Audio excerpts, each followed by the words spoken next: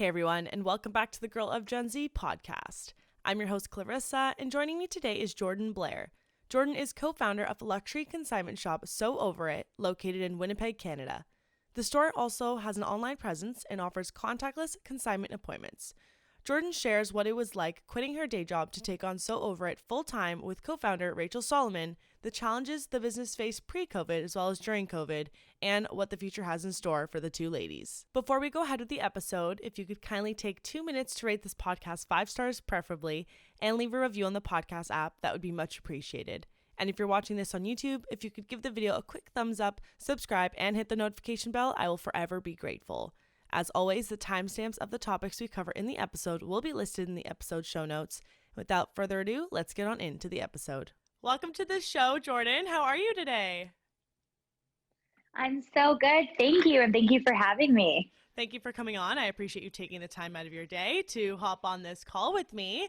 So we're going to dive in deep a little bit about your background and how you started your biz and what it's looking like now. And I know, unfortunately, your co-owner wasn't and your partner wasn't able to join us on today's call, but I'm sure you'll be able to speak on kind of both of your behalfs on a lot of these questions.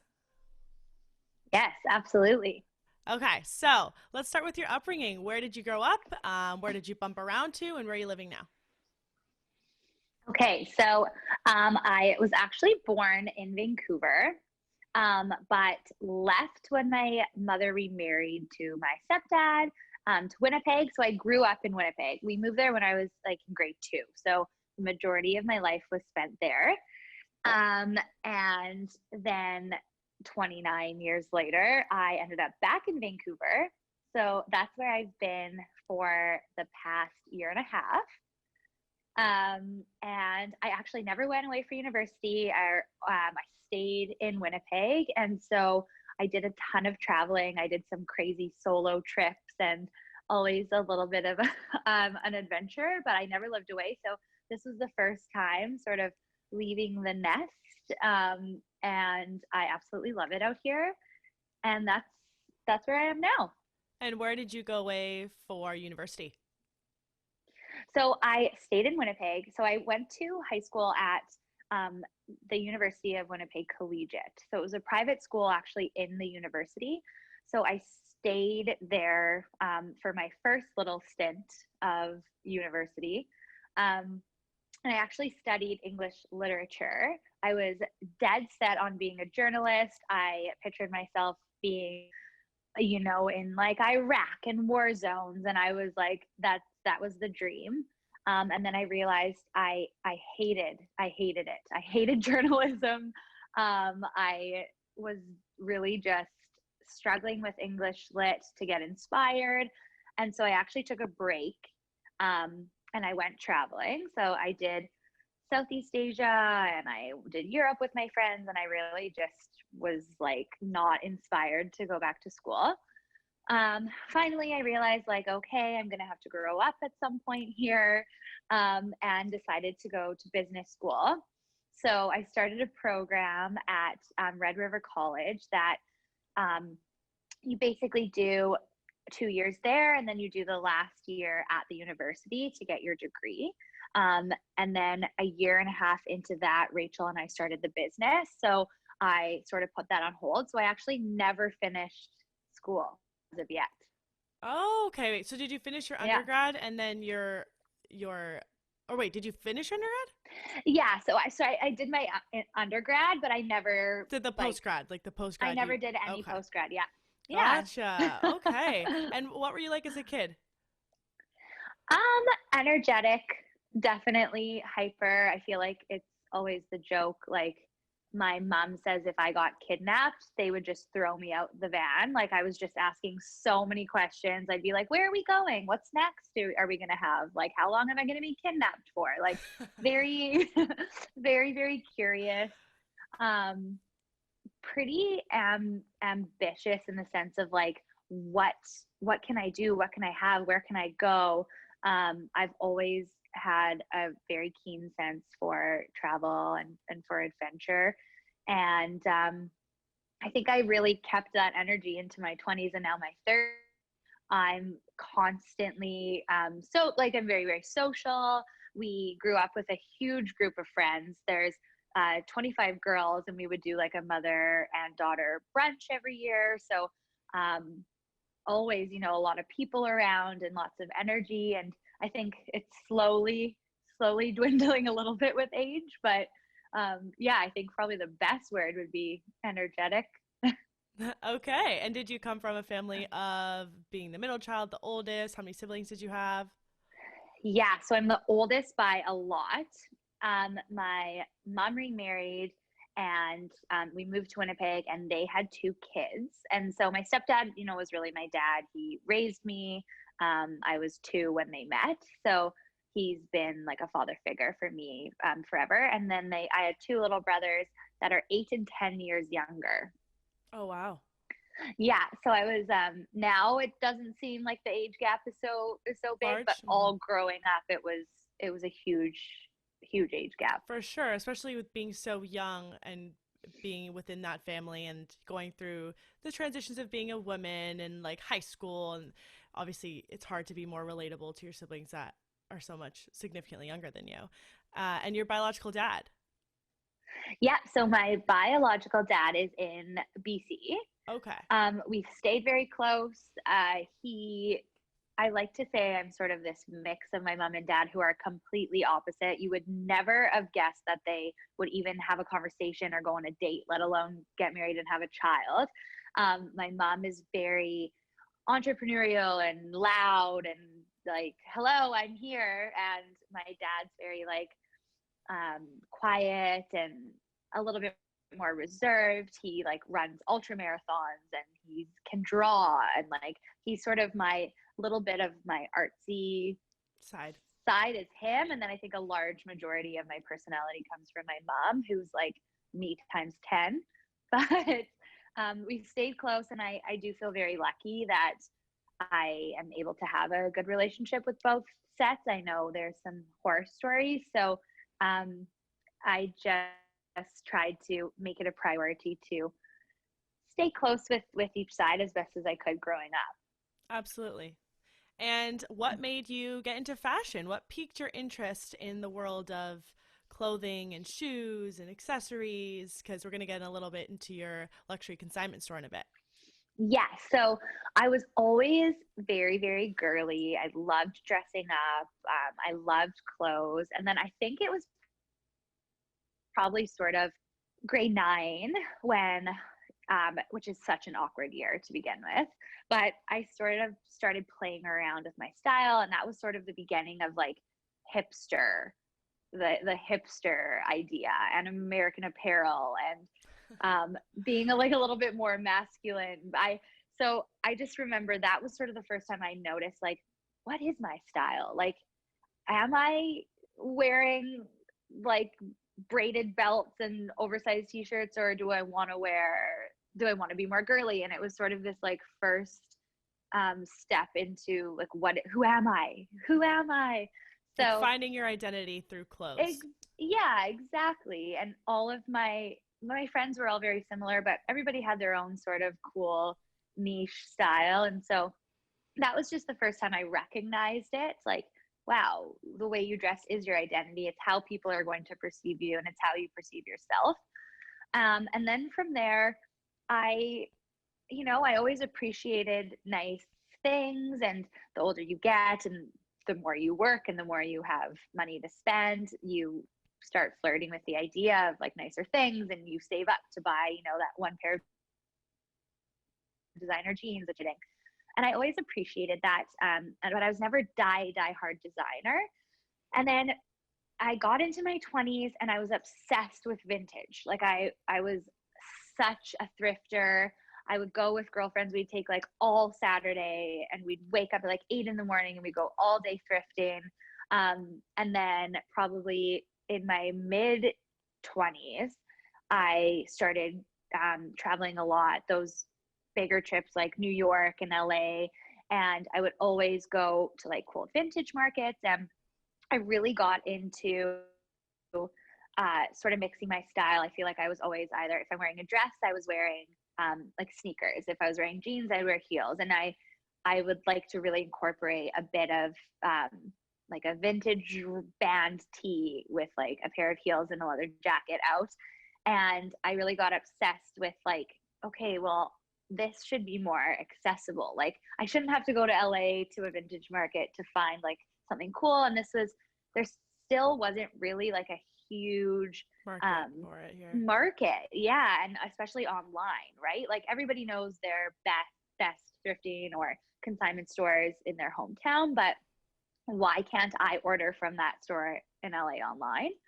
And that's sort of how Rachel and I bridged the idea for luxury consignment in Winnipeg and now throughout Canada. Awesome. So, what year did you decide to open this luxury consignment shop? And tell us if it started in store, online, how did it start, and where did it go? So we started October 2017. We met in a coffee shop. Rachel, I just left work. I was working in aviation. I had a horrendous day at work, and I called Rachel and I said, meet me right now at Little Sister Coffee. I have an idea. It's very important. And she's like, really? Like, what about, I'll see you tomorrow night. I was like, meet me right now. So she met me. I basically pitched her, like, we always talk about starting a business. Both of our moms are entrepreneurs. Like, let's just do it. I want to start online vintage. It will be a side hustle. We can do trips. Like we can go to LA and do shopping and then put everything on the website. And we started talking about it. And then Rachel said, we should do luxury, because everyone and their grandma at that point was kind of starting to do like their own closets or vintage stuff, or like they thrift, and then every 2 weeks they'll do like a drop kind of thing. And Rachel really saw it. She had already been thinking of doing it online when she was living in the States. She couldn't work, so she thought that would be like a fun project. And in the States, consignment is civ, and so she had been introduced to that before I had. And I was like, yes, that's brilliant. You can't buy any of these brands in Winnipeg. And that day, we sent an email to all of our friends and family saying, this is what we're doing. Give us your pieces. We're going to sell it for you. Trust us. But it wasn't just any pieces. Yeah, so we decided to be very niche, and we've only become more and more niche, but we wanted to do luxury. And at that time, we hadn't really categorized luxury to what we categorize it as now. We're very picky with the pieces we take, but then it was like, if you have a vintage Gucci suit, like no matter the brands that we want, if you have it, we want it. And we kind of decided to do like what we would have kind of a vintage section. And then we did not want a brick and mortar. The So Over It was born and sort of bred the first few months in my living room. And I feel like a lot of consignment stores have this story. I know the Real has this story, and it's like there's girls over and everyone's trying things on, and we moved the couch into the kitchen. It was hilarious. I wish that I had more photos of it, but we had clothing racks and just shoes everywhere, and we would haul every single thing to a photo shoot. We would use our friends as models. So all of the models we used were like our friend who was a teacher, an accountant, a lawyer. And we would be like, guys, we'll buy wine after if you model for us, and just like drag them by their heels to do these photo shoots with us. And then we realized, okay, our problem is, because these are secondhand pieces, people really do want to try them on. And so we thought we launched our website December, and we wanted to launch with 80 pieces, but we actually launched with 180. People were really receptive and supportive. And I mean, we were like trying to get like our Baba's friends to give us their stuff. So I think we had a little bit of an advantage, like getting into the market. So would people send you items, and then so we'd go to their house and we'd look through their closets, and it's not much different to what we actually do offer now still, but We'd look through their closets and we'd be like, ooh, Escada, like, yes. And then we take the pieces, we do a photo shoot with them, we put them on the website. And then what we found is also Instagram. We'd do little teasers on Instagram, and people were curious, like, okay, where can I try this on? Or how do I purchase this? And they weren't really going to the website. The traffic was going through our socials channels. So we decided to do a pop-up. And we did our first pop-up at a salon in Winnipeg on Croydon Avenue. It's like the main strip. And it was in this tiny, tiny little corner. And we did it for a month long, and we were both working full time. So we would take turns. We'd be like, hey, you go Friday after work, and then I'll take Monday off, and I'll work there. And we were juggling. We were never there at the same time. Oh, and wow. the pop-up was a huge success.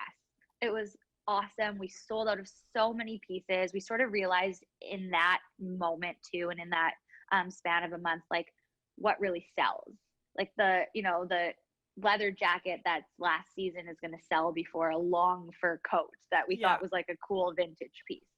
And that's when we decided, like, okay, let's get a little bit more niche. Like, it's a lot of work goes into picking an item, marketing it, photographing it, selling it, finding the right client. And so we wanted to really take the thrifting completely out of the process. And we wanted, when you came to our website, to know, I'm not going to be finding Aritzia pieces on there, or I'm not going to be looking at like vintage clothes that are in poor condition.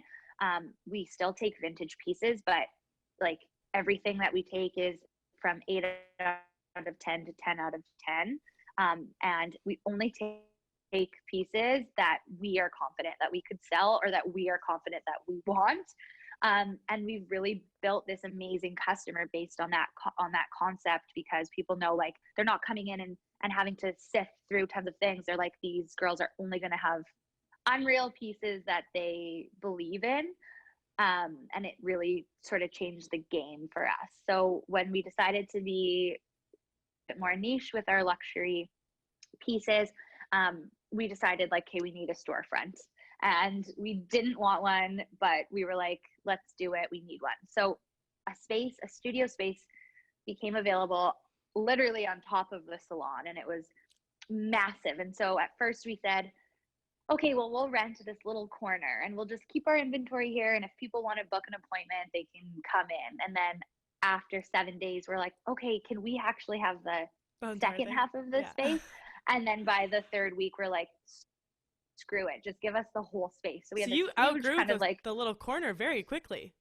And I mean, December will be 3 years, and that's very new still. And sometimes we have to pinch ourselves because we haven't really taken a breath to appreciate how far we've come and how quickly, but it's all been very fast. So we outgrew that little corner into this massive space, and we did everything ourselves. So we built the website ourselves. We learned how to code ourselves. We were up till 4 a.m. for months, like crying and fighting and yelling. Like, just, we were we were really confident that we could do it all ourselves and we didn't need help. And we started the business with just our own money. And we actually didn't even get a loan until our new store. Like, we were just very, I think, proud. So real blood, sweat, and tears went into this. Yes, exactly. Lots of tears, lots of wine. So then we realized that we were getting a lot of traction at our store, and our brick and mortar was our number one sales channel. We decided after the first year of being in the studio that it was time to find a forever home. So we started looking at retail spaces that were ground level. Our clients, range from 23 to 75 or 80. And we were in this New York loft style walk up, and that isn't cohesive with our 70-year-old clients lugging Chanel bags up the stairs. Absolutely. So we started looking at new spaces, and while we were trying to take our time and find the perfect one, I really, really started to get into the idea of growth.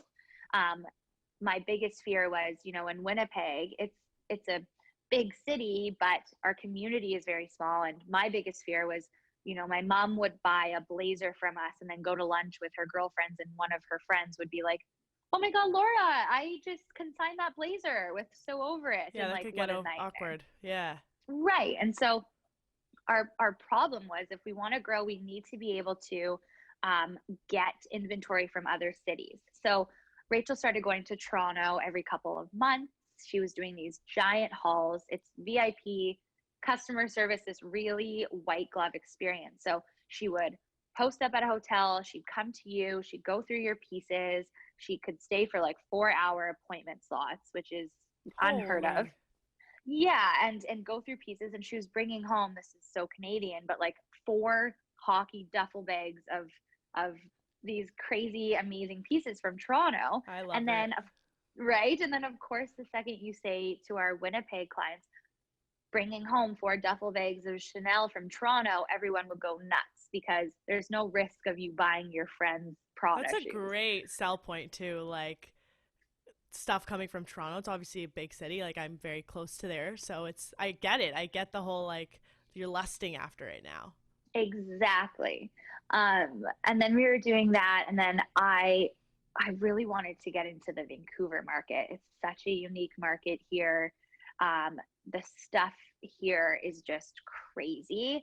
I mean, you'll go to a 5-star restaurant and there'll be people wearing Lululemons, but they'll all have Birkins at the table. So it's just a really unique market, and I desperately wanted in. So we decided that I would do a stint in Vancouver and see how it went. And it will be it's been a year and a half, and it's going amazing. So we are bringing home these pieces that Winnipeg just doesn't have.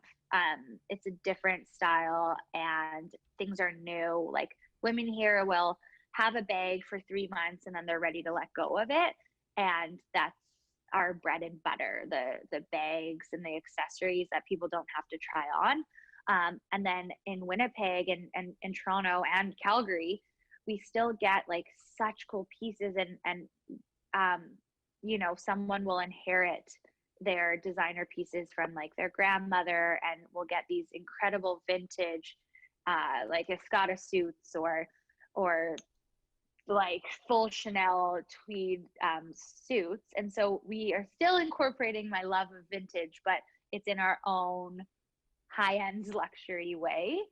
And then in this process, we decided, okay, we found a spot that we love, and it wasn't far from our other studio, and it was ground level. And we actually had 2 girls that we grew up with. One is an interior designer, and she had lived in New York for a decade, and one is an architect, and we had them design our dream store. So we gutted it and designed it exactly for Wow. how we wanted top to finish. So it is like walking into a European store. We really wanted to feel like when you walk in there, you're not in Winnipeg anymore. You You're feel like in you're in this Paris absolute, or like absolutely. exactly.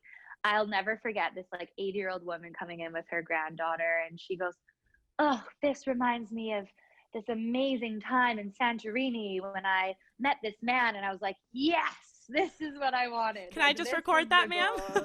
Yeah, exactly. And in our new store, we have a bag bar. So all of the bags are in these little cubbies. You can sit at the bar. We bring you champagne. I was Our gonna staff ask puts about on. that. I was gonna ask about the champagne. Do you guys do Yes. the full like Louis Vuitton experience? Because I know when I got my first designer bag in Paris, I thought it was out of this world that they would give you coffee or tea or champagne. Yes. So that was always another big thing. When we opened the old studio, we always said, like, this is an experience. When you shop with us, it's an experience. You are going to have amazing customer service. It's going to be one-on-one. Rachel and I, like, our clients have our personal phone numbers. When you come in, drop your bag. We would have charcuterie every Saturday. So people would come in and we'd have like cheese and wine. And we just found that people were coming in and like bringing their like baby and plopping the baby on the couch and staying for 4 hours and playing dress up. And that was really what we were looking for. And so with the new store, we were able to make that even more of a reality with this like feel like you're at home, but also feel like you are at a Louis Vuitton store in Paris. So you come in, we'll make you an espresso or have a tea or have a glass of prosecco. And we always have like, you know, candy around, and we just want to, I mean, COVID's been a little bit weird, but that's the usual scenario.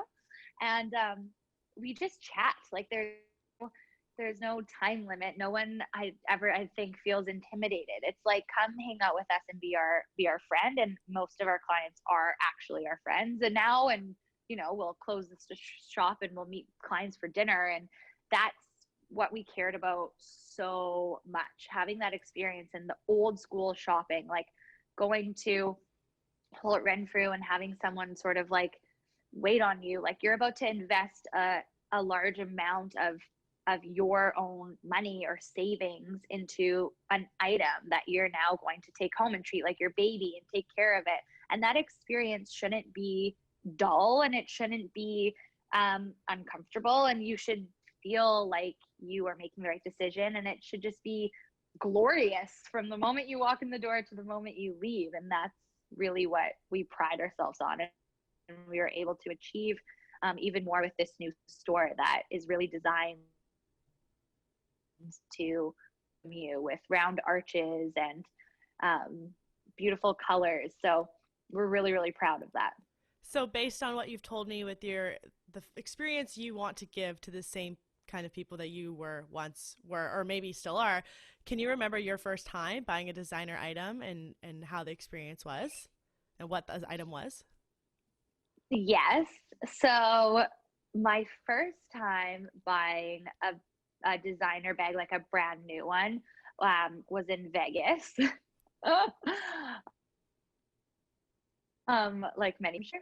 And it was a good experience. You know, Vegas is really busy, and it was a Gucci purse, and all my friends had the disco bag, and everybody sort of had like the exact same one. And I really liked Gucci when it was Tom Ford, and it had sort of like the deep maroons, and it was like his style. And so I saw a bag, and it was new, and it was definitely over what I wanted to spend. But I was chatting with the guy, and you know, he was great. I had a really good first lose my designer virginity experience. He was like, "Oh, I totally know what you mean by this one. And there's only 6 in the world right now. And if you get it now, by the time that everyone else has it, you'll be done with it. And you can," and I was like, "Oh my God, like you should, like, I love you." So I ended up getting it, and it sits very nicely in my closet, and I love it. But yeah, that was my first experience. And then, you know, we really, that was my big first new purchase. I had bought like some designer pieces through consignment before, because I've always been on the hunt and loved secondhand.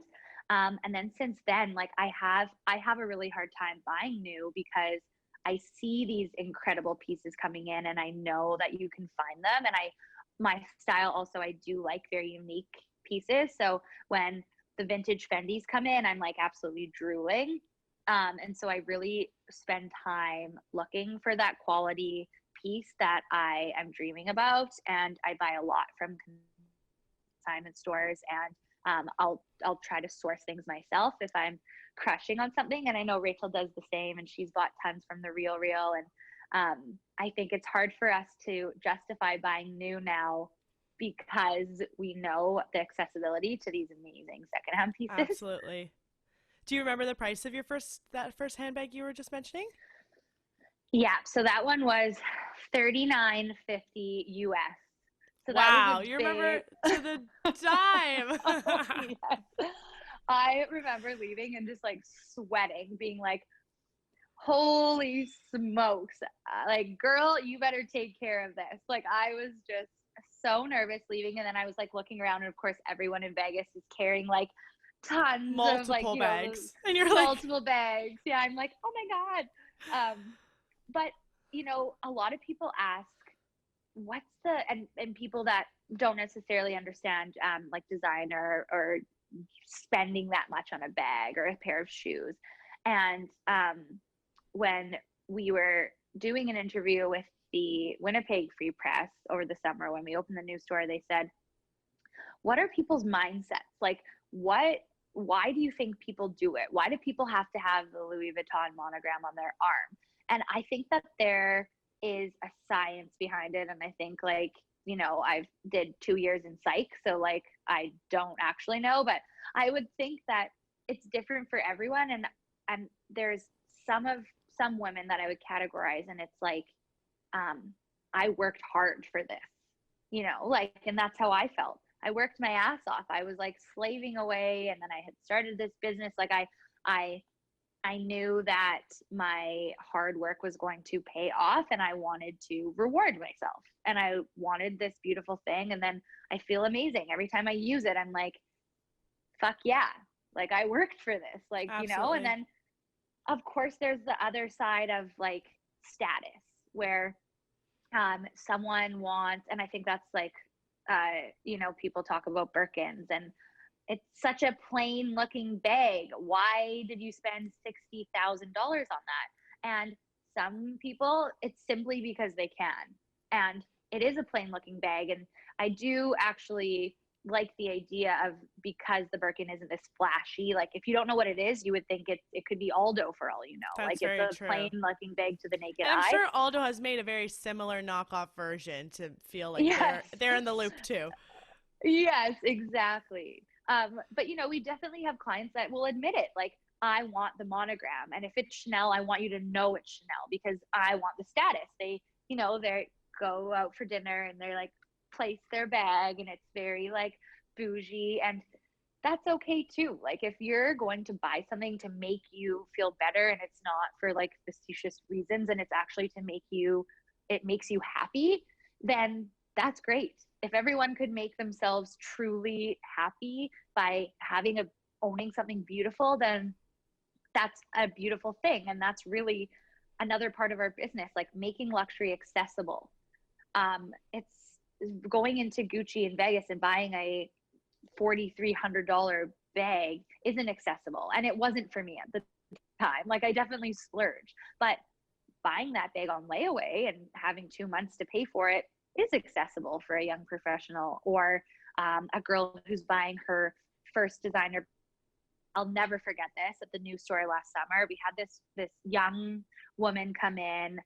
I think she was 22 or turning 22, and she had just gotten into dentistry, and she was so excited, and she was buying this little Louis Vuitton pouchette, and it's just this little thing, and you put it in your bag, and she was crying, like she was tearing, and she's like, I'm so happy and I'm so excited, and this is my first designer piece, and I bought this on my own, and I can go show my mom, and like they're gonna be so proud. My parents are so proud of me.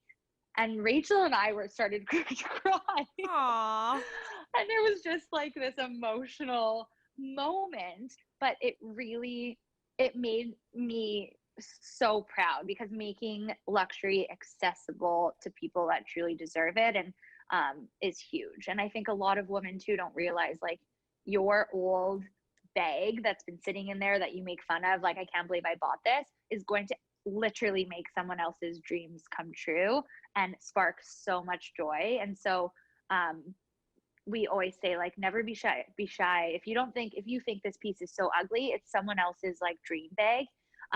And so we treat all bags equally. There's obviously things that sometimes come in and I'm like, oh my goodness, this is heinous. And then Rachel's like, oh my God, this is the most amazing dress I've ever seen. And so it just depends on your style. And Absolutely. Yeah, for sure. I totally get the whole, I've spent the money on this item. I'm gonna show it off and like show people that this is mine. I own it. Like, I totally get where you're coming from with that. Yeah, and everybody has different motives, or you know, I have a couple friends that they don't care if you know it's designer or not, but she has only designer because it's quality over quality. I like to call that sort of like the French girl closet. It's like you don't have things overflowing, but they're all Maison Margiela and Prada, and you take care of them, and you believe in quality, and you can pass those pieces on to your granddaughter, where you're not passing on your Aritzia Babaton coat. So Very it's, true. Very true. right? Very true. Do you have, what was it, do you think having a pop-up store opened your eyes to what owning a physical store would be like, and how did it prepare you? Absolutely. It definitely opened our eyes. I think we have these big personalities, and I think being able to have our personalities come through to our clients was important to us, and worked to our advantage. I know that it can be intimidating. It's like, oh, what if I go in and I can't afford anything and it's so awkward to leave? And, we've gotten that feedback, but I think because we're able to be there and be like, we'll put you on a payment plan, or like, okay, this might be out of your budget, but what about this one? And I think like having us sort of coaching people through the process definitely helped. And so I don't think having the pop-up prepared us for the nightmares and, the great things that come with having an actual studio. The real commitment. I think exactly. It's a huge commitment. Rachel quit her job. She ended up working full time. I took on a position in my job in aviation doing like 5 on 5 off so that I could be there half the time. And we're really, really good together. We haven't had to have that like too many crazy sit down serious talks. We just really flow well. So we're like, this is what makes sense. Let's move forward. I was like, we need to grow. I'm going to move to Vancouver. Rachel's like, okay, great. Like we work really well together. And that, having a brick and mortar store is just wild. Like it was great. We were having parties and Christmas parties and client appreciation parties, and we loved that. And then we were having studio nights, which will continue post COVID, but we were having speakers on like women in finance, and you could get tickets and come have wine. And we get local caterers to bring food, and we would talk about, we'd have our friends that are owners of a salon to come in and talk about how to actually take care of your hair properly. And what a fun night. That so sounds so fun. bomb. It was so fun. We and could then, really go for one of those right now. Yeah, seriously, like friends, what? So that was such an amazing thing. And to have people come in person and be interacting was huge for us. But then, there's like, we had a break-in, we had the roof collapse, we had like a waterfall come from the bathroom roof at one point. And those are all things that you just don't think will happen to you, but they do. So, and then the bill, there's more bills, and we were learning as we went. We had never owned businesses before, and we still at that time were very determined to do everything on our own. And the first studio was a wild time in our lives. We were in our mid 20s. We both had huge breakups. And then, Rachel ended up getting back together, and I got this new boyfriend. And these are all things that are happening when you're so busy and you're working from 6 a.m. to midnight. And it was a wild, wild time. And so the new store we like to describe is we went from our 20s that were bubbly and dramatic and, kind of fun. And then we eased into our 30s, and we changed our branding, and we built our dream store. And that was sort of like growing up and longevity and having things last. It's not like, the live in the moment, which is very important still, but sort of like rash decisions. It was more like we're planning our futures, and we're taking the next step, and we're growing up, and we wanted our brand to show that. And so we had our amazing like superhero, we call her Laura, who does all of our graphic design. She really just listens, and she listened to how we felt and what we were feeling and what was going on in our personal lives and how we felt about fashion. And it's changed so much. We're really, really diehard sustainability and eco. So we completely shifted our brand to represent that. And that's sort of where we are now. And, our 40s might be different too, but this will last us and our ideals for now. And that's important to remain authentic with your brand. If you're changing and your ideals of fashion and the industry are changing, your brand needs to change with that. It's got to move with you for sure. Exactly. And what full-time job were you bouncing between while trying to get this on the go, as well as what was Rachel balancing before she quit that job? Yeah, so I was working in aviation, so I did executive charter sales. So a group of Northern Airlines. So I had clients like our football team and our hockey team, and then Manitoba, like the Hydro, which wasn't as exciting. But I did a lot of lodge charters in the summer. So that was like up at 3 in the morning, at work at 3:30, Jeez. sending out these American lodge charters, and then and I also did Churchill, Manitoba, which is polar bear and beluga whale tours. So that You were was very cool. busy. I got right. And so, you are dealing with pilots and trying to put planes in the air, also trying to keep these like very, very high maintenance clients happy. So it was a very stressful job. I did that for 7.5 years. So I was bouncing back and forth with that. I always bartended or served. And I would mostly do that in the summer. So I would do that. So I was literally going to work sometimes at 3 in the morning, 5 in the morning, leaving, going to do a shift serving, and then going to the studio. And so it was nonstop. And Rachel was working at her mom's store, which is a boutique that sells like very, very cool brands in Winnipeg, and higher end. And she was doing marketing for a jewelry company, and she was working at the store, and then we were coordinating like when to meet at the studio and when to take photos and when's our next photo shoot. And so we were just non-stop for the year and a half that we started was just like go. We didn't even realize it was a year and a half when it came up, because we were like, I feel like I've been blackout this entire time. For sure. Yeah, and then it was just time to grow. And I think our biggest question was, you buy all the business books, or you're Googling, or you're sitting in at seminars, and my biggest question was, when do you know when it's time to move on? Like, when is this not your side hustle anymore? And that sort of came to Rachel, and we appointed her. She was really like our retail master. And so she had to sacrifice that. And, you're not making as much money. You just lost all your steady income. And she made that sacrifice and went full on and full time. And then I I took a position to do 5 on 5 off, so that I could be there and not be like falling asleep after a 3 a.m. shift. I'd have Right. 5 solid days to be there.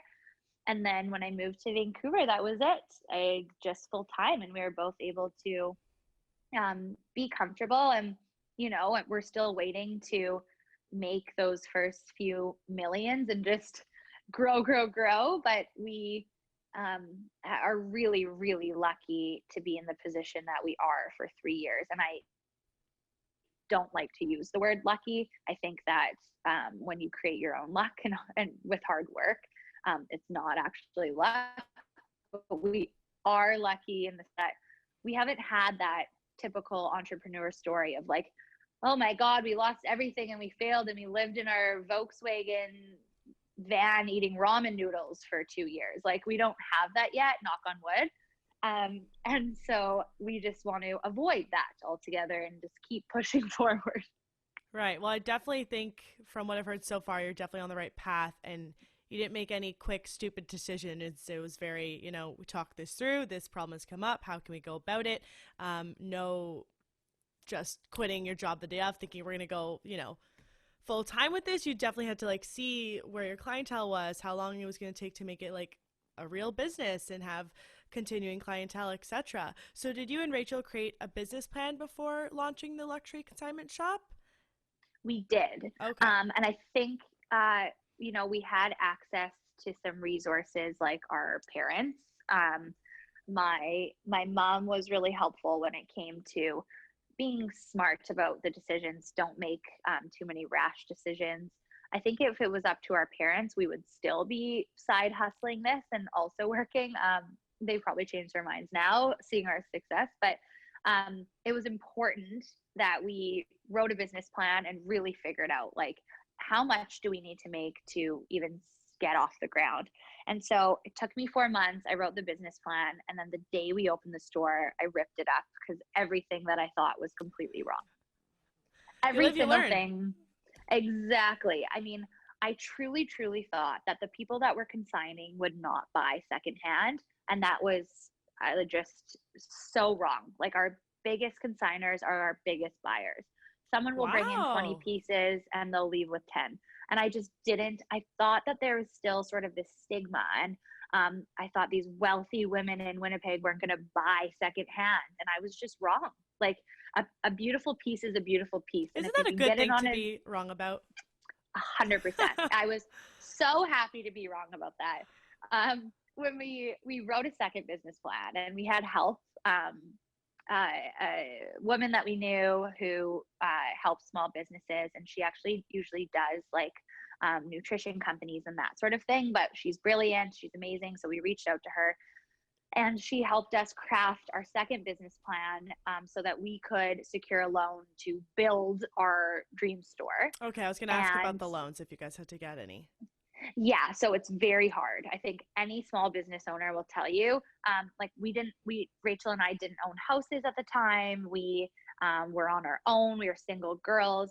You know, we spent all of our savings to build a business and get someone to make a logo. And there's so many things that you don't realize. Yeah, it We adds didn't up. have totally, we just didn't have tons of assets, or if any. And so it's very hard to get a loan. You know, we had our business account growing, growing, growing. And even our accountant was like astonished. She's like, I can't believe these are your sales for selling used clothing. And we're like, why doesn't the bank see that? You're like, thank So you. But we exactly. need So we someone else ended to see up it. exactly like, go tell them that. So we ended up creating this like it took 6 months. It was a lot of work. I hated math growing up. Like I will write you an essay in a day, but like math was not my thing. So I have this like super smart woman that we grew up with being like, just calculate this and do this on Excel. And I'm like, oi, like this is just not for me. So that was a learning process, and being patient and not hard on yourself. And we went through the Women's Entrepreneur Network and were able to secure the loan that we wanted for the store. And right before we applied for the loan, COVID hit. And so it was a totally different ball game in like how much you can get and what this means. And, you know, we're trying to get a loan not to survive, but to open a new store in the middle of a pandemic. And there's panels and they're all saying, how people are closing their doors. How do you think that you're going to open them, thrive, and pay us back? And we opened our doors in that month, quadrupled our sales, In which was March? pretty. Yeah, so we actually opened our doors. We renovated. We got the loan. We convinced them we were going to be okay. We opened our doors in August, and it was our anticipated sales. We quadrupled that, which was like Amazing. Well, Winnipeg. congrats on that. Yeah. That Yes, is thank you. crazy, especially opening right away. Like I know. it couldn't have gone It better was for nuts. that time period, you know? Right. And that's community support. I think every single person that had shopped with us before or wanted to now came to a store that was more accessible. We were featured in the newspaper, a huge front page of the business section spread, which like all of our parents were like crying and everybody was so excited. And it was really the first moment that we stood in the news store and looked around and thought, we've created something. We've created something really beautiful here. So that was great. But the whole getting the loan process was bullshit. It's so hard. I feel bad for anyone that needs to go through that, which all business owners do. Like you eventually need a loan for some sort of for growth or overhead. And it's a really hard process to go through. Was it 6 months you said approximately that it took for you to get it? Yeah, it took us six 6 months months. to create the business plan, rejig our numbers, look at our like it's so much work. You have to really dive deep into your competition, and because we are really Canada wide, that was like Edmonton, Calgary, Kelowna, Vancouver. Like, who is our competition and what do they do and how do we do it better? Or how do we do it differently? And we were only 2 years in, so it was not even. So it's really difficult to sort of differentiate yourself from all these businesses that have been around for 25 years. But it really did come organically in the end. How we're different is we do offer this white glove service. Like in Vancouver, I have a FaceTime appointment with you. I go over the process and then I come over and you can book 4 hours still, like what we did in the beginning. And I come over, there's no charge. We can go through your closet, pick which pieces that we think are good, what you should keep, what you should donate. We tell you where to donate. It's just like unbelievable customer service. And that's what we care about. And that's just how we've managed to stand out in this market. And you are both working full-time now for the company when you're requesting this loan at this point? Yes, okay. We were, yeah. Okay. And are you allowed to disclose how much you received? Yeah, so we wanted $100,000. We wanted to, make our dream store. We were able to get, I think, $72,000. That's not bad. Yeah, so that wasn't bad. And then the rest we had saved, so it worked out. But that's not a huge amount of money for a startup. We wanted it to renovate. We needed to keep our staff on while we did it. And so I actually think COVID helped us in that sense because they were dishing out a little bit more than usual. But, we had tried to get loans all over the place and it was really tough. So I think it just depends, like, obviously how much your business has and what assets you do have. But we are able to get that chunk to build our new store and it's definitely paid off. And but it is a crazy process. So I think most people would be able to string along kind of how you guys came up with the name So Over It. But in your definition or in your words, how did you guys come up with this name? So it's definitely kudos to Rachel and her sister. When Rachel originally in the States was like, I wouldn't mind doing this myself. Like she wanted to kind of sell her own stuff. Her sister was visiting her and she's in Bing in Toronto at the time. They came up with it and thought it would be so cute and they were kind of joking about it and like, is that funny? Like, I feel like that's such a cute name. And then when we were thinking of names, Rachel's like, Alexa once like brought up that she thought this would be an awesome name. And I was like, that we were so over it that at the coffee shop until now. And we love it. And we sell like sweaters and sustainable pens and hats and all these things with So Over It on it. And people love it. Like so walking merch. around you guys in have the some winter. Merch. Yes. And people think it's hilarious. Like my boyfriend wears So Over It hoodies nonstop. And everyone's like, where did you get that? That's the best, especially in COVID, right? People are like, yeah, oh my God, leisure. I need that. Yeah. So on your little Q&A you got going on your consignment shop page, you and Rachel both mentioned your favorite shopping city was California. So what inspiration did you draw from Cali when selling these pieces? And then have you been to France or Milan? Because obviously they're huge fashion capitals and I would love to hear what you have to say about them. Yeah. So, I mean, I think we need to refresh that page. I think it's right when we started out and there's definitely I would say some shifts, but at the time that we started, you heard the story about how I was like going to LA and finding all these vintage pieces. And I really I'm very West Coast. I like the style of like kind of mixed laid back, but carrying your Chanel bag. And like, I, at that time was like very into like the surfer chic model off duty type of style. And so, yeah, I really liked LA. And I know that Rachel was living in Anaheim and she loved shopping there. And I think she really liked these luxury boutiques, like these little consignment stores that were so cool and hidden treasures. And, you're walking outside and it's beautiful out. And I know she loved that experience. But I mean, since then, New York is just incredible. it's so fun to shop in New York. I loved, like of course going to Paris, and that will be our first trip after everything is settled down. We'll do a shopping trip in Paris where we go to consignment stores. Like Paris is the birthplace of luxury consignment, and you walk into their stores and it's like one consignment store will be in this back alley and tiny, but it only has Chanel, and the woman will be like, this is from World War II and was like saved from like a Nazi soldier's wife, like crazy stories. And I love that.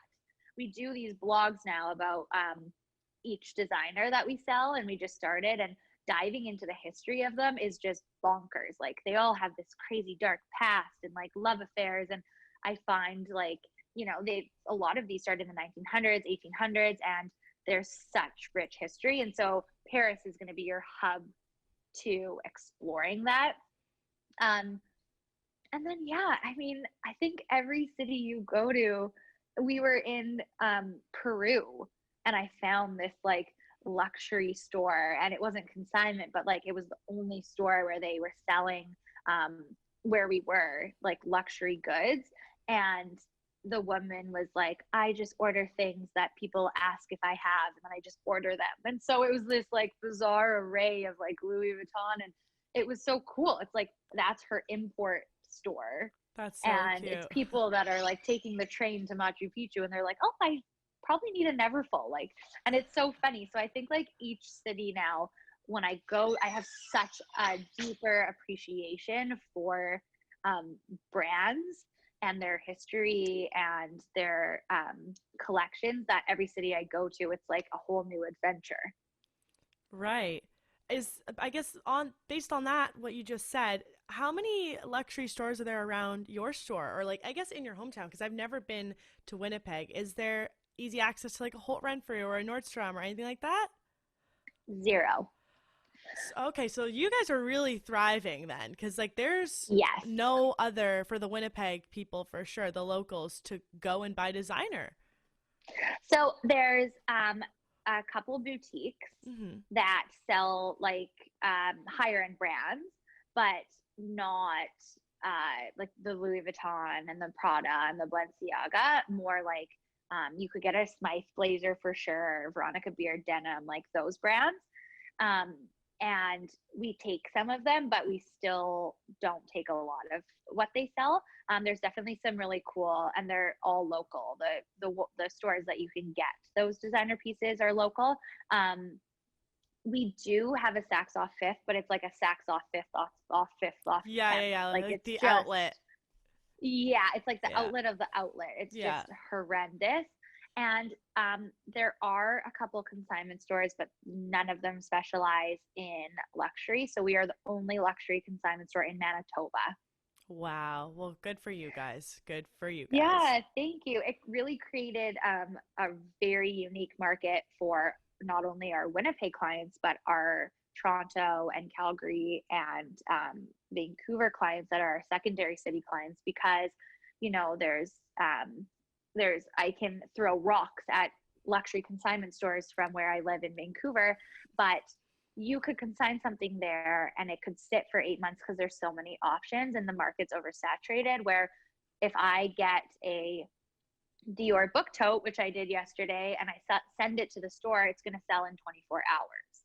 And you're going to have that customer service where I come to you, where and not knocking anyone else's business model. Everybody is to each their own, and they're going to operate how they operate. And a lot of these consignment stores here have multiple locations, and that's amazing. It's just us offering these private appointments and coming to you and bringing a bottle of wine.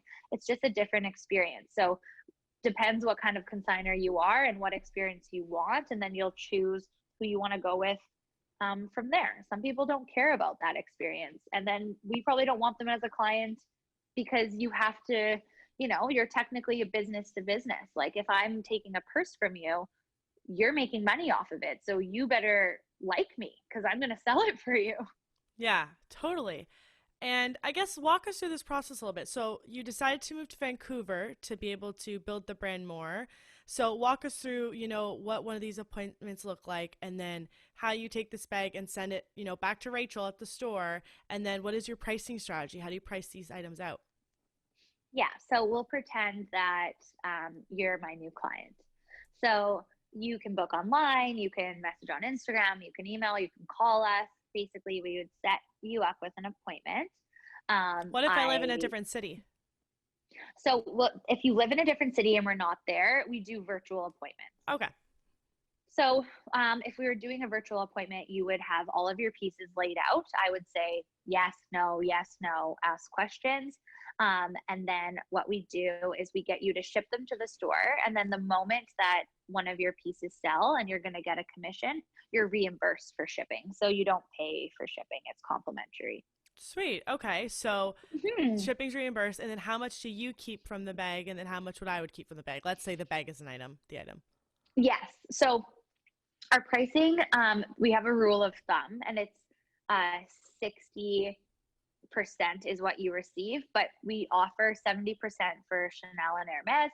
And then what we do now a lot is custom pricing. So you have a bag, it's $3,500 retail. We think we can sell it for maybe 2,800. We'll say to you, like, what are you comfortable letting this bag go for? And if it's realistic, that's how we'll move the scale. But a lot of the time people are really happy with the 60%. You receive it the next month after it sells. So it comes by e-transfer very quickly. Any of our clothing, so any piece under $500 is a 50-50% cut, which it's, clothing is a much harder sell. People have to try Absolutely. them on. You don't know what it looks like not on people, especially these high-end, like high fashion brands.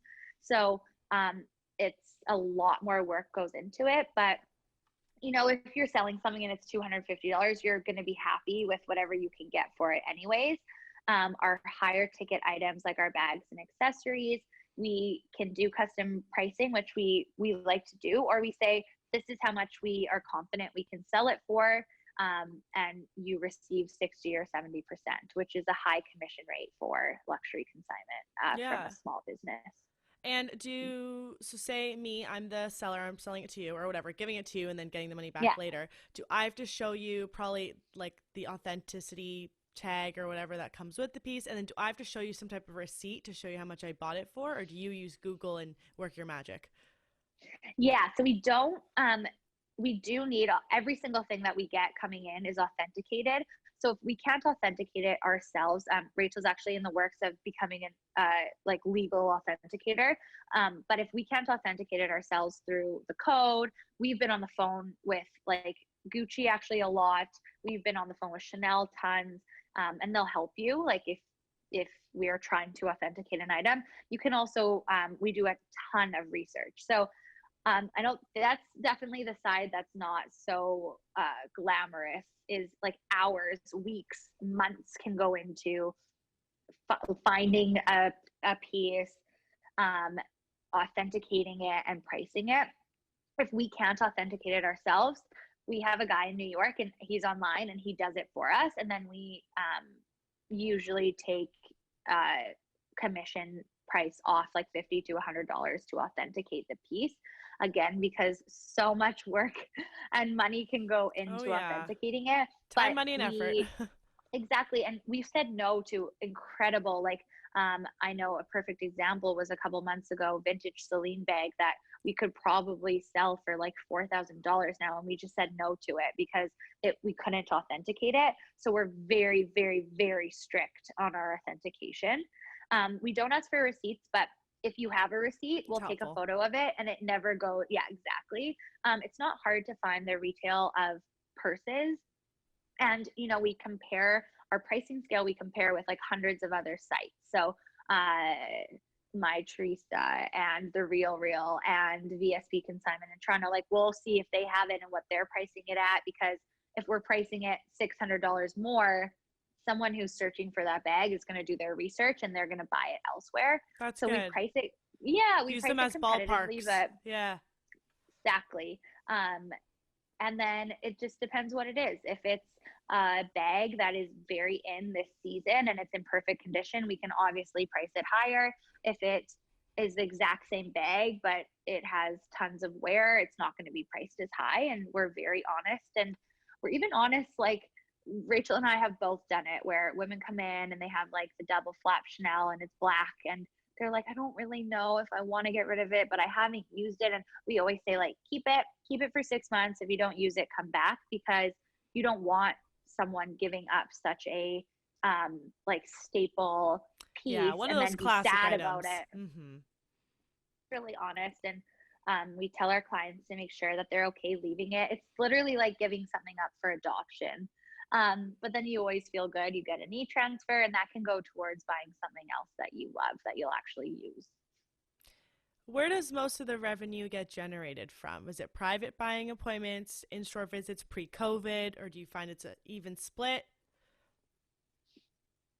I think it's probably an even, I'd like to say it's an even split between in-store purchases and Instagram purchases. We Interesting. still sell on our website. Yeah, like honestly, it's really crazy. We still sell on our website. We sell internationally. Like we've shipped to Australia, we've shipped to Norway, like some really cool places. But I mostly find someone will even see our Instagram, go on the website, and then Instagram message, can I buy this?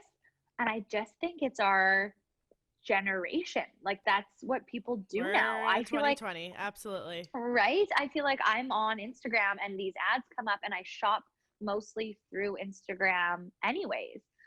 Or I go to the website through Instagram. So I think that's probably our number one sales channel. And then it's our regulars, or the people that have saved up to come get their first bag, or and that's in store. So it's kind of a mix, but I mean, who knew Instagram, which is a free selling channel, would generate so much revenue? But the stories and the highlights, it's just an awesome tool. The first thing, like I spoke to these students last year, and they say, like, what's the first thing you would do when you have your name and you have your logo, and like start an Instagram? It doesn't matter if you are cutting Get that grass, handle. get that handle. Yeah. How many employees do you have currently? Yay, we've really grown this year. We have, so the two of us, and then we have three. So we have Laura, who works for us, who does like, I mean, she does everything. She does our graphic design, she does marketing, she takes care of us. She brings us back down to earth. We're really, really lucky to have her. And then we have an amazing sales associate. She is from Morocco, and her name is Selma. She's awesome. She knows everything designer. Like if someone walks in, she's like, oh my goodness, Diane, those are Jimmy Choo's from 1942. I can't believe you have them. Like she's incredible. She's a good And one to then have. she is awesome. And then we have a new employee, Peyton, and he is the like ultimate little sales bunny. He's amazing. He's been really amazing and eager to learn. And then, in the next year, we're probably going to have a store manager, and we'll probably have a couple more employees. As we grow, there's so many more things to do. And this year was really supposed to be about Rachel and I and our growth and education. We really wanted to be taking more courses. We wanted to go to the Girl Boss Rally in New York this year. We wanted to spend time networking, and we wanted to go to Paris and do buying and sit in on fashion shows. So that's obviously been put on hold, but it will happen. And we want to grow. We want to grow over Canada. And I don't know right now. I thought that meant opening brick and mortars, but I think we can offer something so much more unique, like these really cool secret pop-ups. And we can kind of do that all over Canada and be like, we're popping up in Toronto, and have another sustainable brand, or a brand that's aligned, like a beauty line, and have it in a funky bar, and do these sort of like invite only secret. Like I just have a million ideas, and I think that could be our future, because I mean, we don't know what the future looks like. So if we can think of things that are unique and make us stand out, that's really where that's what we're Headed. hoping for. And Yeah. how far into the process until you and Rachel were able to fully pay yourselves? Ooh, we like would randomly, I think it was like after the first year or just getting into the first year, we would randomly pay ourselves. We'd be like, okay, like $1,000 each. And that was like huge. And then Like after like a we probably, month, or like what would you take this 1,000 based off of? yeah, like a month. Like we were, and to be fair, we definitely could have been paying ourselves. We were so conservative, and we did see the importance of having staff over paying ourselves. And we realized like someone can do something in 5 minutes that would take us 4 months to figure out how to do. Like I can barely do Zoom. So it's really important to sort of figure out your priorities. Like how do you grow, and where does that money going to be allocated? So it wasn't until like really, I think a year and a half that we put ourselves on a not even a salary, just like an hourly sort of Right. payment plan as employees. And that's definitely been like comfortable and helpful. And we'll have like talks with our accountants, and this year we'll probably get a bonus, and like that's great. But we've been so conservative because building up and being able to have that cash flow, we rather be like slowly building up what we can pay ourselves and have like 20 grand to put into the website, or something happens and your toilet explodes, like you're going to need that whatever. And so I think that was a lesson we learned that was good. Though we were very conservative, and it's worked in our favor. And now we can sort of figure out at year end what that looks like and what we can be making as a salary. So, I mean, again, I think we heard all the stories of like I couldn't pay myself for the first 5 years, or I didn't make a dime and was in debt for the first 3 years. And so I think that sort of scared us, and we thought, let's be conservative for 3 years, and then after that, let's see what that looks like. Better safe than sorry. Yeah, exactly. What challenges has the business had while COVID has been around? The dreadful question. Oh, I mean, I just, my heart is broken for our community and all small businesses. Where there's lots of tagging happening and nice messages going around, but it doesn't make anything better. They say in Winnipeg, 30% of restaurants will not reopen, and it's just such a sad stat. But there's been every type of challenge. Not only are we operating businesses from two different cities, but we had to lay off like our new staff member for at least the next couple months. We had to close our store twice, with returns, trying to like figure out different processes. And then you can reopen, but there's all of these legal Conditions. restrictions that yeah. And I think we were really able to, we were like, Rachel just absolutely rocked it, offering drop off and pickups.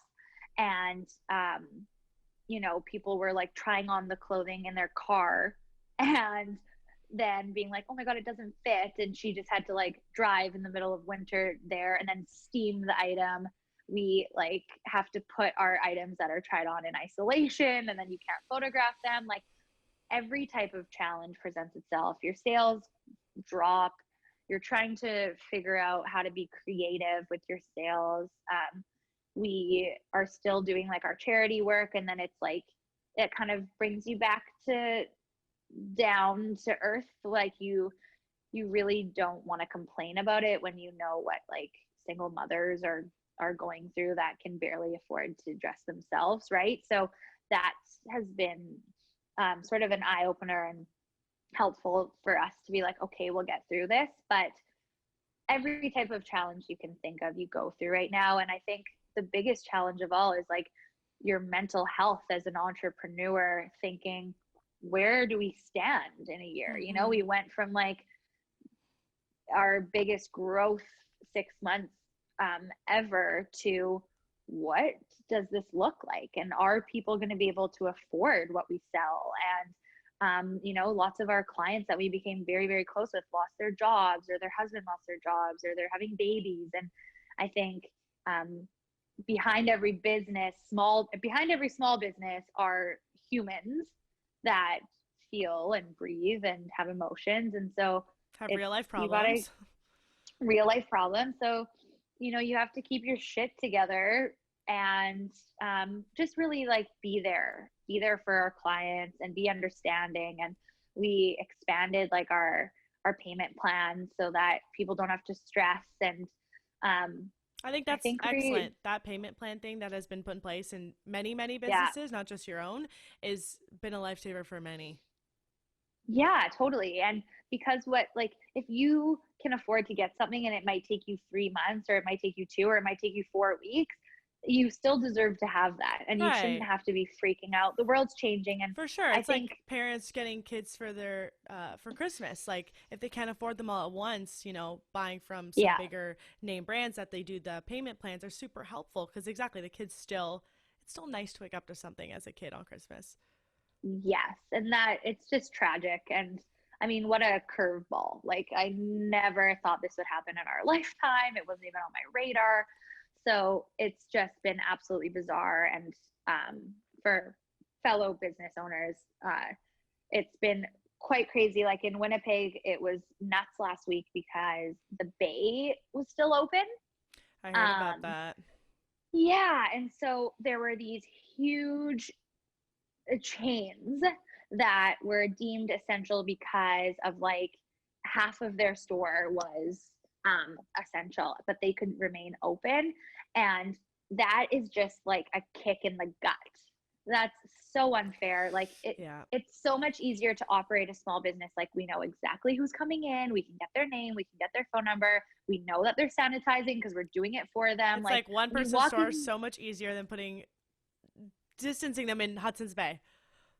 Exactly. How do you even monitor that? So that was tough. Like that was really tough because in the end, it doesn't matter how loyal the customer is.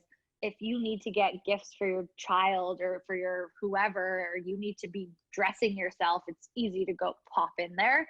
And I think we made a bit of a ruckus, all the small business owners, and I think they're changing that now. I know Walmart is like, you can't get clothes and everything's covered, which is how it should be. But that's been challenging too. And it's really like, you have to go with the flow. You have to take the punches. Everyone's going through what you're going through. You're not special. There's coffee shops that have been operating for 20 years that have had to close, and it's really heartbreaking. So it's just trying to stay positive and trying to think of the future and stay creative, but also like as humans, stay positive and be kind to each other. It's challenging. It's hard to wake up and be like, yeah, let's crush today, when you're let's like, kick some ass tomorrow. Yeah, like let's kick some ass, but we have no idea if tomorrow will be the apocalypse. Right. It's tough. It's definitely been tough. And the challenges pre-COVID, when you said the toilet situation, the roof or the ceiling caving in, I'm curious, any of your items get damaged, and how do you go about that if they were? Yeah. So when the roof collapsed on Rachel, and I hope she listens to this and she'll have a laugh, but it was a day where I got a panic call, like, our roof is leaking. And it was like not leaking like little spritz where you put a bucket like in the movies. It was literally like a waterfall coming down. That's why she had buckets to catch all this water. Yeah. And there were definitely pieces that were damaged, and we didn't want to have to use our insurance policy because it wasn't high enough that it would be worth it. And so you just soak that. You pay out your consigners, you try to get them dry cleaned. And then things that we just didn't feel comfortable selling, we always give to the women's shelter or Dress for Success. And, a tiny spot a woman can wear to an interview and look absolutely fabulous, where you just can't sell it for that much. Totally get that. Yeah. That's a great way about going about it. I'm glad you have a solid backup plan. Yeah. And I mean, that would never, exactly.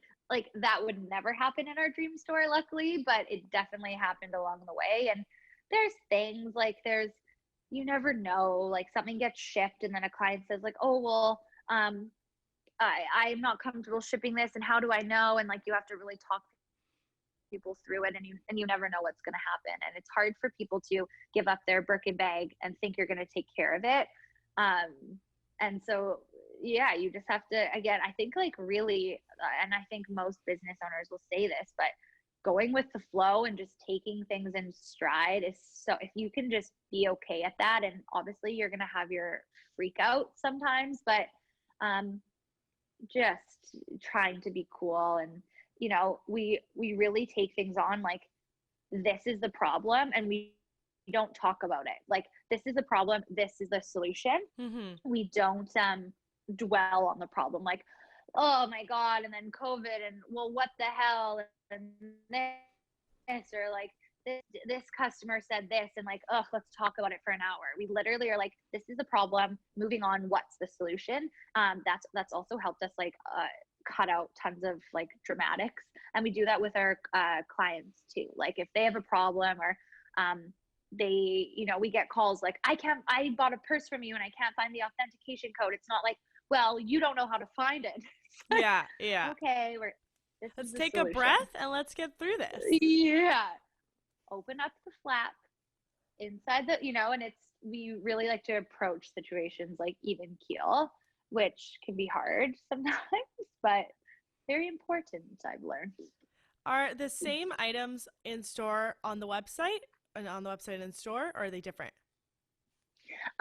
If the item is in our store, but we don't put everything on the website. Sorry, say that again. You cut out. If it's on the website.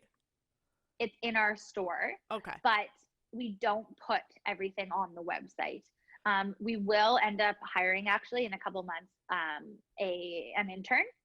And the best. I loved interning those days. Yeah, I think it'll be really fun. You learn a lot. Totally. And we want someone who is either studying fashion or e-commerce, and we'll have more pieces going on the website. But right now it will be like shoes that are easy to photograph, or purses. And we'll build that up, but we mostly do like a ton on Instagram. So story highlights, sneak peeks, new product inventory videos. And so if you were like, I need to keep my eye out for like something perfect, where do I stalk you guys? It's definitely Instagram. Okay, cool. What was the greatest moment or accomplishment your company has had thus far? Oh, definitely like the happiest memory and the most that we felt accomplished was opening the new store. When we were in the newspaper in the business section. I mean, it's every girl's dream. Like we felt like we really made it. Like that was our whole community seeing that, and our peers and our friends and our family. And we thought that we would have like a little blurb, but it was like a 2-page massive photo of us and like massive article. And we were like, you know, we didn't end up going away to Western and becoming lawyers like a lot of our successful friends. And we I still need to finish business school eventually, but like we're gonna get married and have kids, and like we, you know, you always have that sort of imposter syndrome in the back of your head, like I can't believe I never finished business school. And then our lawyer friend is like, Jordan, why are you worried about finishing business school and spending money on business school? You are business school. Like you have so much to teach already, and you like don't stress about it. And I never grew up like that. I never grew up like school's not for you. Okay. My mom's like, get your ass back to school. And now I'm 30 and I have a successful business. So like I would definitely say to people, finish school, but you can do it. Like you can do it, and it's not the end of the world. So I think like being in the business section, and I think I can speak on Rachel's behalf too. I think that the new store was like really her baby too, and she became like half contractor, half fashion guru. So seeing the store was like a surreal moment, and having people message and having people call from the newspaper article, which was so positive, I think that was our we made it moment. I love it. What is a piece that has come into the store or online or you've picked up from someone's closet that you thought was so unique and you just like fell in absolute love with? Like a standout piece. I'm sure you have Yeah, multiple, but there's I know, I'm like now there's so many, but it's always for me the unique vintage pieces. So there was like a Chanel blazer that was on the cover of Vogue in 1982 or 1972, and we got that, and I just thought it was the most unbelievable thing. Like that is the coolest thing ever, that is cool. and that was like a really cool moment. My favorite story though is one of our favorite clients. Her husband is from France, and so she's been consignment shopping since before we were born. And she brought in a pair of Chanel little mule shoes, and they were in amazing condition. They were like cream colored. How she kept them in that condition, I have no idea, because she told us that she bought them in Paris at a consignment store, and that the woman who sold them to her said that they had been consigned twice before, and that those shoes were from like 1931. And so we received these, and they had been consigned multiple times for generations and generations. And can you imagine the stories? Like I picture a woman in the 30s, pre World War II, walking around Paris in these Chanel shoes, like, oh my God. And I just thought, this proves quality over quantity. This is a pair of leather mules that are in such amazing constructed so amazingly that they've lasted and are still in epic condition. And that was like one of my favorite moments. Do you write any of these stories anywhere? Because these would be very like interesting to have on the website or the blog, I feel. Yeah, like I think I've mentioned some things in our blogs, and I write all over blogs. And now that we're doing these sort of like highlight blogs on our favorite designers, I think I like sort of mentioned, but it would be cool to definitely write out all of our favorite stories, because there's tons. There's so many, and like really cool stories when people come in and surprise their partners with a gift, and you tell them the story, and then they come back and they talk about like, well, and I told the story again, and I've been telling how like word travels about these like amazing, because fashion is a revolution, and there's so much history Always and evolving, and yes, a lot of history. yeah, exactly. It's really a beautiful concept. If you get enough stories, you should write a book on it one day. I would love that. That's an amazing idea. I think I would read it. I mean, like, if you like fashion enough, I'm Yeah. sure enough people would read it. I know. I'm Uh, like, how do we get a reality TV show? I feel like you would be amazing. that would be a good reality TV show. So you write the blog. How often do you post on the So Over It blog? Um, so it depends like what's going on in our content calendar. I started doing sustainability updates. I sometimes do them once a week if there's lots going on, or else it's more like every couple weeks. And I started having guests. So we're talking to other business owners, other sort of like community influencers all over Canada. And that's been really fun. So I just tell people to stay tuned on Instagram, and we'll always post like going live with. And those are always on our IGTV. And then I do blogs. So we do these designer updates. And then, I've done blogs from everything from like when we wrote a blog that was like very personal, but it was if we could tell our 20-year-old selves anything, and talk about like ex-boyfriends and self-worth, and like how your style changes and what that means to you. And so we really don't hold back on our topics. I think that it's really important if you are encouraging growth and confidence in women, and dressing for your body and buying luxury pieces that you can make yourself feel like this beautiful model. Like I put on my Gucci bag and I'm like, I rock. Like I worked for this. This is beautiful. I'm beautiful. Let's hit the town. And so if you can inspire other people to feel like that, that's the goal. And so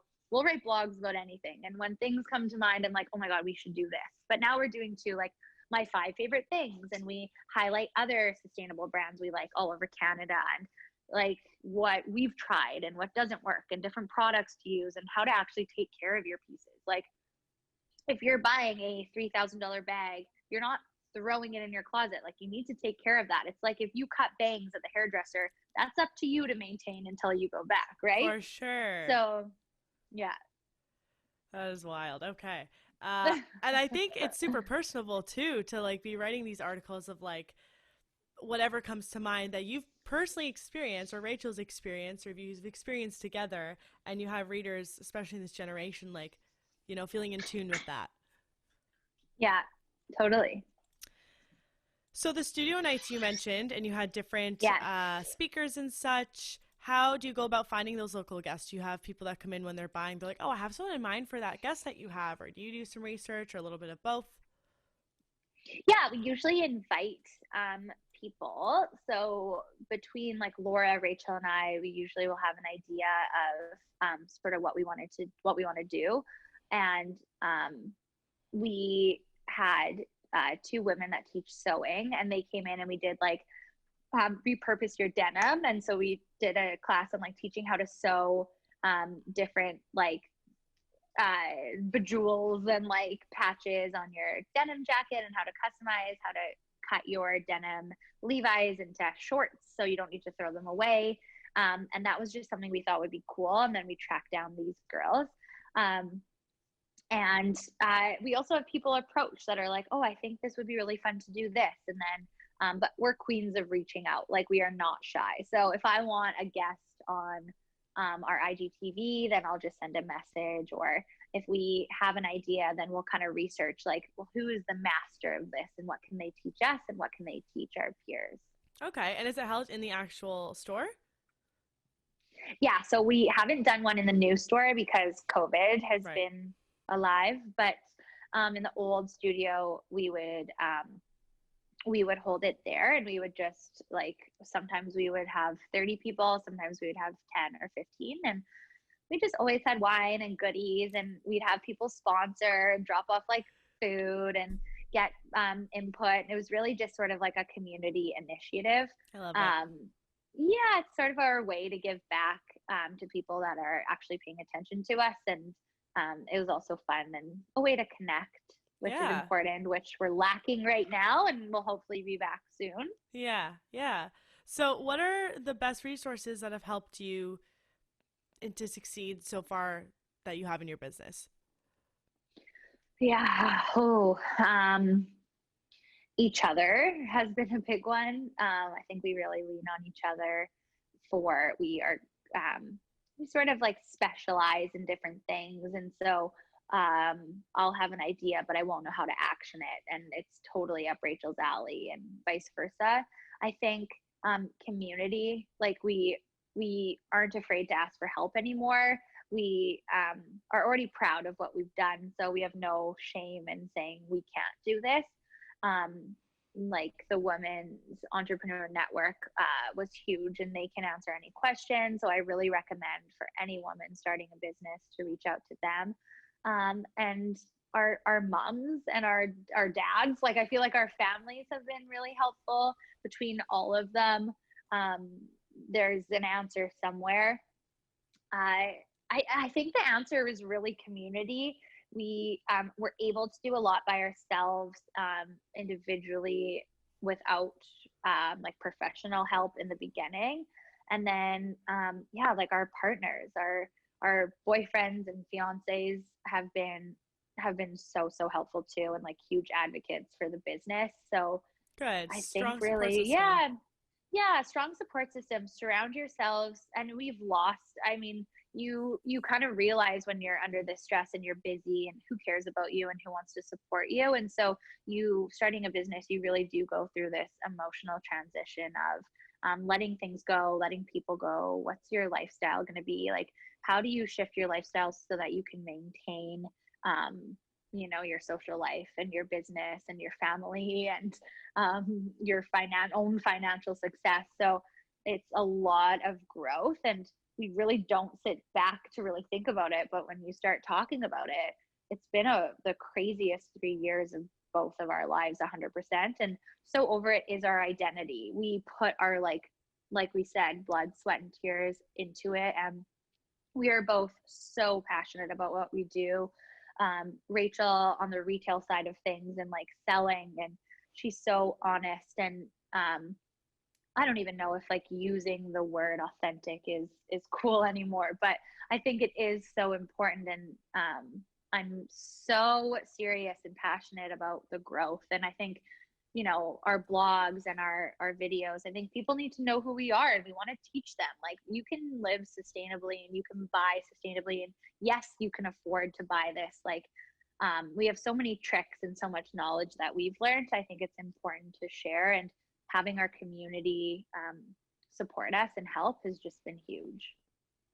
And what is the most important thing you would say is important to you in your company?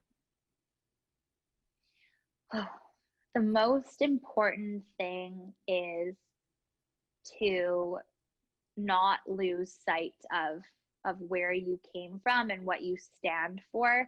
I think it's easy, the more you grow and the quicker that you start to grow and establish your business, it is to get caught up in more, bigger, bigger, bigger. But, since the day that we started going to our parents' friend's house, going through their closets, we haven't shifted that business model. That's important to us. Customer service is our number one. Like, if you are letting go of something that means something to you, it needs to be treated accordingly. And if you're putting money into a luxury product that is changing your life potentially, and that means so much to you, like, you need to be treated accordingly. So I think our whole business model is really based off of customer service and accessibility. And your favorite style icons? Oh, this also changes so, yeah, this also changes so much. I think right now is kind of funny, but we our friend here, who's the family jewels on Instagram, is a mom and just always looks amazing. And I love Vancouver, like I said, very West Coast style, so a little cash, with a little bit of zing, I would say. And I think I've been following really like lots of normal people. Everyone is a normal person, but I am on Pinterest and I look at like celebrity style and that sort of thing. But I think really like, I mean, it's hard to say right now since everyone is in like tracksuits. I know.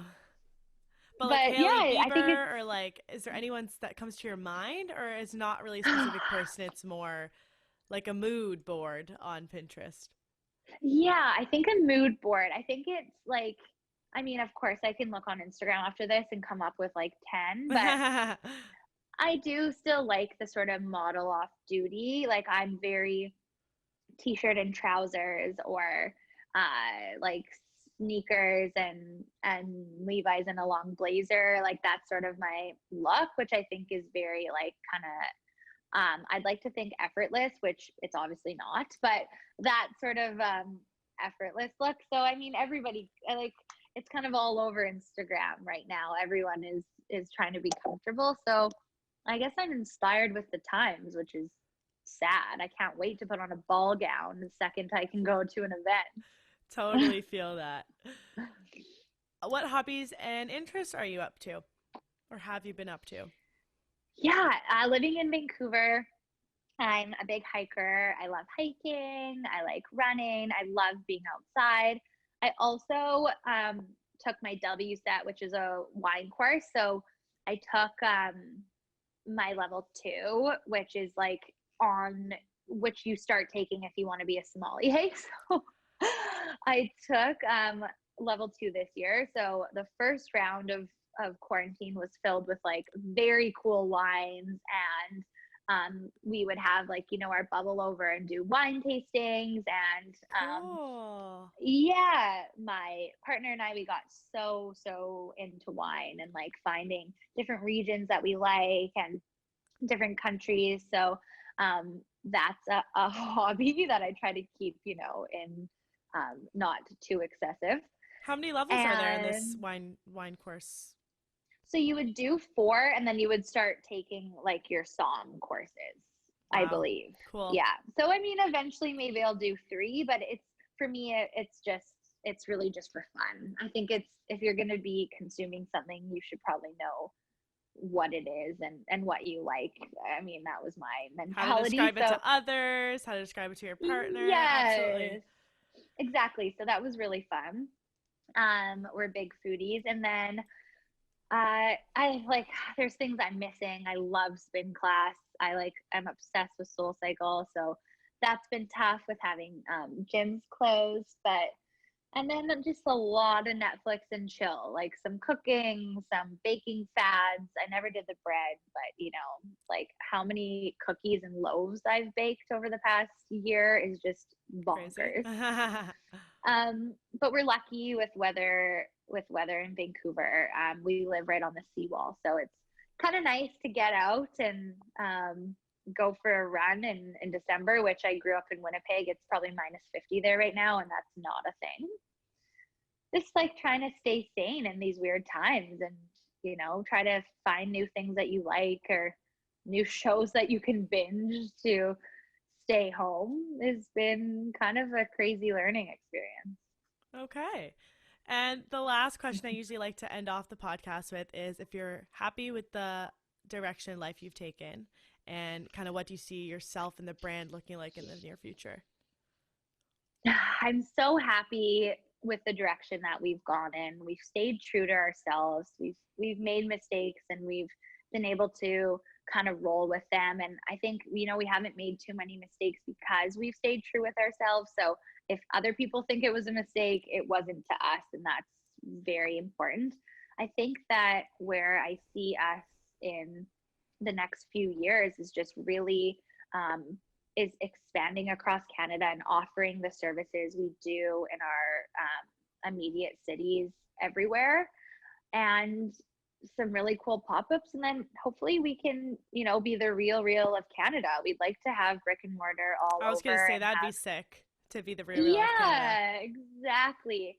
I think we're in the running. Like we have our brand sort of locked down, and we know what we believe in and the products that we sell. And so I think it's really concentrating on what's important to us and our brand, like the customer service and the extra, the blogs and the interviews and our charity work. And I think if we can keep that up and stay true to ourselves, then we could be in the running for that. And let's just cross our fingers and toes that our hard work pays off.